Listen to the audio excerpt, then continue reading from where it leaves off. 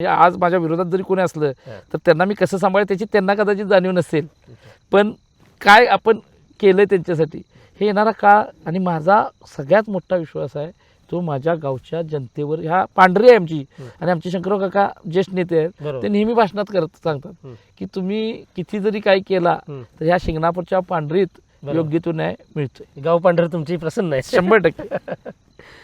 आता या तुम्ही मगापासून 2-3 वेळा 3-4 वेळा शंकरराव पाटील साहेबांचा, शिंगणापूरकर साहेबांचा तुम्ही उल्लेख केला, तुमचे चुलते.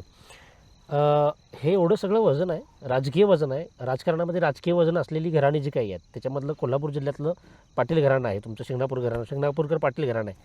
या सगळ्या राजकीय वारशाचा, या सगळ्या तुमच्या आपुलकीच्या स्नेहाचा काम करत असताना कुठं उपयोग होतो वाटते तुम्हाला? 100%. त्या पुण्यानंतर अमर पाटील, रसिका पाटील आज आहे. मधल्या काळामध्ये राजकीय थोडंसं म्हणजे निर्णय इकडे तिकडे झाले. काका, शंकरराव काका वयस्कर झाले, बीबी काका ह्या बदलत्या राजकीय परिस्थितीत राजकारणापासून थोडेसे अलिप्त राहायला लागले, व्यावसायिक जीवनात ते राहायला लागले. वायर पाटील साहेब दुर्दैवानं त्यांचं निधन झालं, आणि मधल्या काळात राजकीय पोकळी आमच्या शिंगणापूर पाटील घराण्याच्या बाबतीत झाली. परंतु मी जसं मगाशी सांगितलं की मी बंटी पाटील साहेबांचा कार्यकर्ता आहे. वेगवेगळे अनुभव आल्यानंतर, येत गेल्यानंतर मला राजकीय याच्यामध्ये यावं लागलं. कारण माझा राजकीय स्वभाव नाही, मी स्पष्ट वक्ता आहे, परखड आहे, रागीट आहे, पण लोकांना सांभाळण्याची माझ्यात धमक आहे. बरोबर. आणि ती मी प्रामाणिक करतोय. मी आलाय जवळ म्हणून राजकारणापुरतं वापरायचं आणि सोडून द्यायचं असली कधी ठेवत नाही. त्यातनं वाईटही अनुभव येतात, आणि ते आनंदाची गोष्ट आहे की फायदा घेतला जातो. 100% घेतात. पण ठीक आहे, मी मगाशी बोललो ती शिंगणापूरची पांढऱ्या, शिंगणापूरच्या जनतेवर आणि ह्या मतदारसंघाच्या जनतेवर आमचा 100% विश्वास आहे. आणि ते त्यांना माहिती आहे खरं काय करणं. कारण का प्रत्येक बाब ही आर्थिक कारणासाठी होत नसते. बरोबर. तुम्ही राजकारणात किंवा समाजकारणात ज्यावेळी आलाय त्यावेळी तुम्हाला सोसावं लागते. सगळंच मनासारखं होत नसते. आज गल्लीपासून दिल्लीपर्यंत तेच चाललंय. मग अशी एक मी यूट्यूबला बघितलं बघा, प्रत्येकाला विकास करायचा आहे. अरे विकास मग गेला कुठं? हे जे आहे त्याचे अनुभव मी पण घेतलेत, पण त्याला फार महत्व न देण्यापेक्षा जनतेच्या विश्वासावर आपण पुढे वाटचाल करू. शंकरराव काका किंवा हे जी घराण्याची पुण्य आहे, कुठेही गेलं, आज जे 100च्या घरात असणारे लोक शंकररावचा तू पुतण्या होय किंवा हे पप्पांचं नाव घेतात. किंवा आत्ता थोडंसं सामाजिक याच्यात म्हणजे माझे बंधू म्हणजे कॅप्टन उत्तम पाटलांनी पण तुम्ही जर बघितला तर त्यांची काम करायची पद्धत थोडी वेगळी आहे. म्हणजे आमच्या दोघांच्या स्वभावात तुम्हाला तो फरक जाणवत असेल. 100%. कारण ते काय आहे की ते सोशल वर्क म्हणून आज त्यांनी जवळजवळ या विभागामध्ये किमान 25 शाळांना, म्हणजे आर्थिक बाबतीत आकड्यात सांगणं चुकीचं ठरेल, पण MPSC UPSCची पुस्तकं लागतील ती दिलेली आहेत. किमान 25 अभ्यासिकांना स्वखर्चानं दिलेत, स्वखर्चानं. त्यामध्ये अनुदान बिनुदान काय भानगड नाही. बरोबर. आणि त्यांचा स्वभाव तसा आहे. ते अनेक वर्ष झाली ते आर्मीत होते, ते 2007-08ला बाहेर आले, पण तेव्हापासून आजपर्यंत ते ज्या रेजिमेंटमध्ये काम करत होते त्या रेजिमेंटच्या जवळजवळ 1000-1500 सैनिकांना दर दिवाळीला आपण काय तर त्यांचं देणं लागतोय म्हणून हे फराळाचं पॅकिंग पाठवतात. हे सगळं ते स्वखर्चानं करतात. आणि हे करायसाठी माझ्या आई असेल, बहिणी असेल, स्वतः त्यात सहभागी असतात करायला लागायला. सक्रिय सगळ्यांचा सहभाग. मी याच प्रश्नाला एक दुसरा प्रश्न विचारणार आहे की आपण आता सांगितलं की कॅप्टन उत्तम पाटलांची सामाजिक जाणीव आपण बघितली.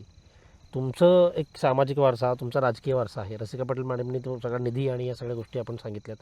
आपण स्वर्गीय शंकरराव वायर पाटील शंकरराव काय सांगितलात, आणि शंकरराव पाटील साहेबांचा सुद्धा तुम्ही, शिंगणापूरकर साहेबांचा सुद्धा तुम्ही उल्लेख केलात एक राजकीय वारसा म्हणून.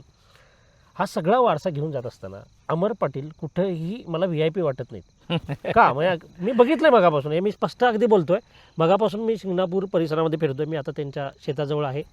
मी फिरत असताना त्यांना कुणीही हाक मारताना ते थांबतात. एक आजीनं सुद्धा त्यांना मदत मागितली, आणि त्या आजीच्या, म्हणजे तुम्ही सांगणार नाही मदत काय करणार, त्यांना कदाचित त्यांना ते आवडणार नाही. त्या आजीलाही त्यांनी मदत केली. हे साधे पण कुठनं येतं म्हणजे? कसं मुळात आपण त्यामधनंच आलो हो. आज व्यावसायिक यश, राजकीय यश आज आहे, पण माझ्या कुटुंबाचं म्हणजे आजोबांपासूनचं शेती हा बेस आहे. त्यातून शिक्षण, आमच्या घरात शिक्षणाला फार मोठं महत्व आहे. तसं म्हणजे मला बोलायला थोडंसं हे वाटते, पण सगळ्यात कमी शिकलेलं मीच असेल. BCom आहे. BCom हे सगळ्यात कमी शिक्षण शिकलोय मी. कारण काय, माझ्या आधीची पिढी चांगली सुशिक्षित आणि समाजोपयोगी काम करत आली. त्याचा वारसा माझ्या पाठीशी असल्यामुळं ह्या गोष्टी सहज उपलब्ध झाल्या. आणि माझा प्रॉब्लेम काय झाला की मी गावात जास्त वेळ राहिलो. मला म्हणजे राजकीय जीवनात की माझा, जसं तुम्ही म्हणताय की फायद्याने तोटे, माझा स्वभाव जो रागीट किंवा ह्याच्यातून माझं राजकारणात मला यायची वेळ आली की वेगवेगळ्या पद्धतीनं अपमान करणं, लोकांच्याकडून अपमान माझा होणं, किंवा मला सांगा मी म्हणजे 11वी-12वीत एका सँडलवर केलेला माणूस आहे, कार्यकर्ता आहे, आणि हे आजही मी विसरत नाही, सांगायला कमी पण मी एक दिवस पेपर आणि दूध सुद्धा टाकले. बरं. मी LIC एजंट म्हणून सुद्धा मी काम केलं. मी जनरल इन्शुरन्स एजंट म्हणून काम केलं. सुरुवातीच्या टप्प्यात अयोध्या पार्कमध्ये माझ्याकडे केबलचं कनेक्शनची पण एजन्सी होती. बरं. हे करत करत मी चाललं, त्यामुळे मला प्रत्येक घटकाची जाणीव आहे.